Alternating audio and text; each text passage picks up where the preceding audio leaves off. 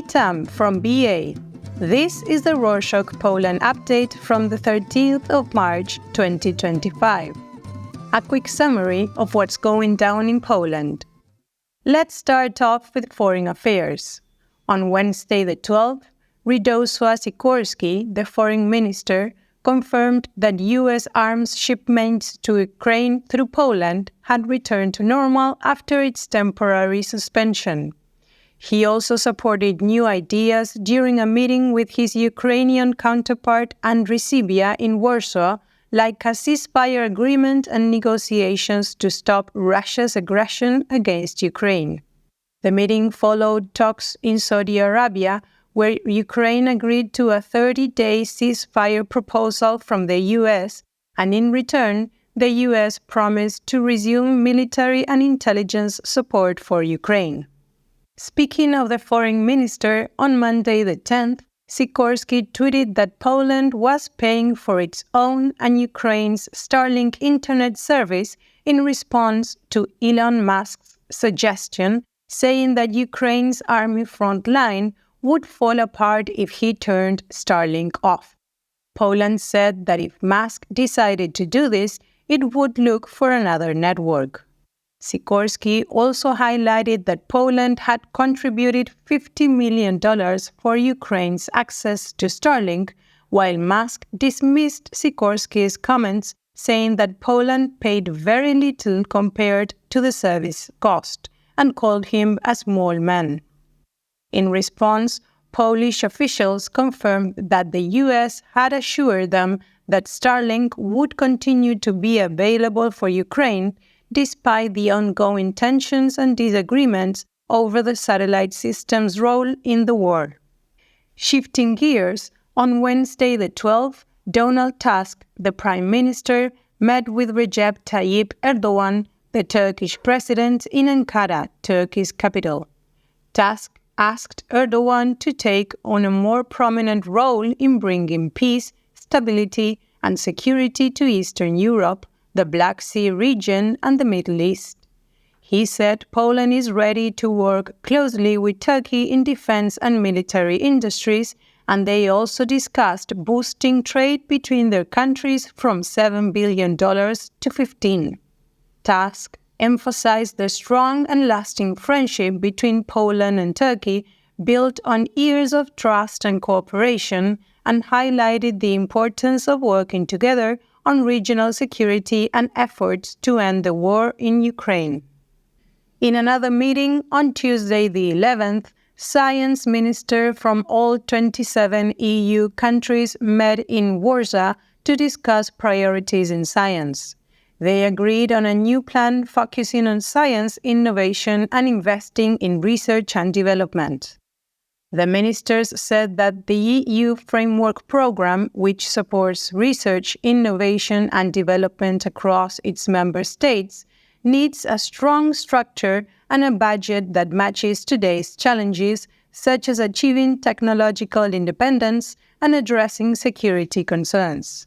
Marcin Kalasek, Poland's science minister, said that without a strong program, it would be hard to improve Europe's competitiveness, build technological independence, or support security.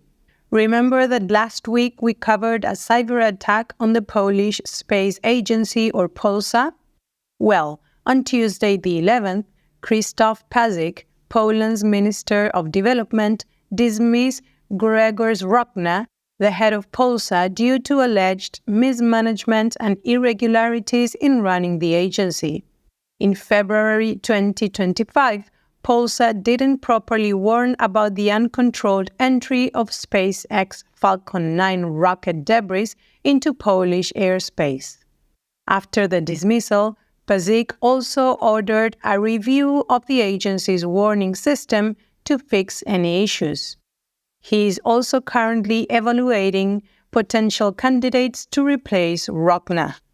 On the same day, Barbara Nowacka, the education minister, announced at the 11th Students' Roundtable event in Katowice that starting in September 2025, students will do civil defense training as a part of physical education classes. This will help students handle emergency situations and prepare for possible military service, as there are worries about a possible war. She also said that the training will focus only on emergency situations, while mental health topics will stay in health classes. At the same meeting, some students also asked why they receive grades for religion classes when they don't affect their grade point average. Nowacka agreed that evaluations should only give feedback and don't affect their GPA. Similarly, on Monday the 10th, the Ministry of the Interior Administration and the Ministry of National Defense shared with the media that they were developing a guide to help Poles survive the first 72 hours in case of natural disasters, infrastructure failures, or war.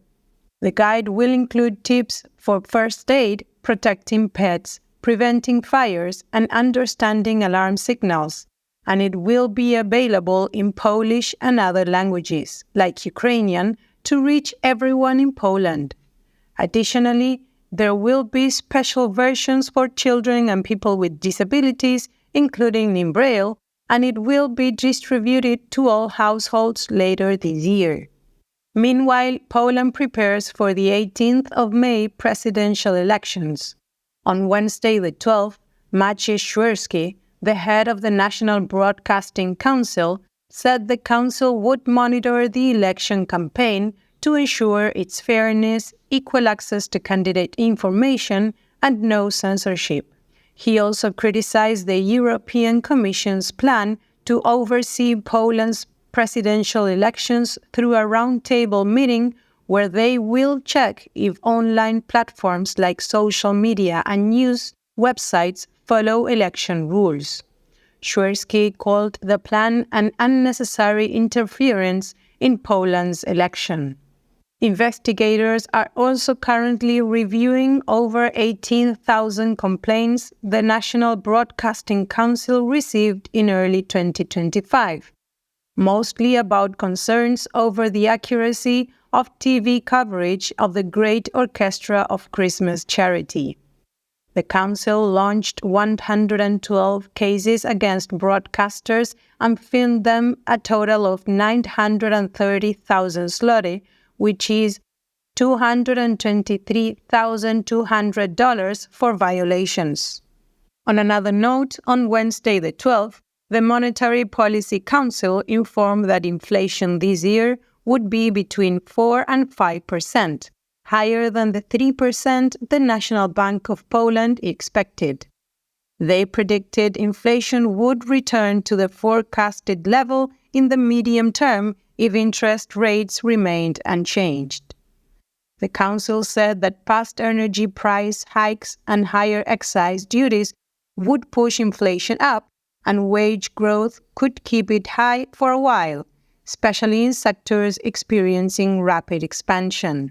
Meanwhile, the National Bank predicted that inflation would gradually fall to 4% by the end of 2027, and that GDP growth would be between 3 and 5% this year, while in 2024, inflation was between 5 and 6%, driven by rising costs and market fluctuations. On Saturday the 8th, the Abortion Dream Team, a group fighting for abortion rights in Poland, opened a support center, ABOTAC, for women seeking abortions in Warsaw, near the Polish parliament. ABOTAC is not a medical clinic, and it does not perform any medical procedures. Instead, women can get information about abortion, guidance on how to take abortion pills safely, and emotional support. The activists said they created the center to help women who undergo abortions alone at home because of Poland's strict abortion laws that forbid abortions in all cases except rape, incest, or if the mother's life is at risk.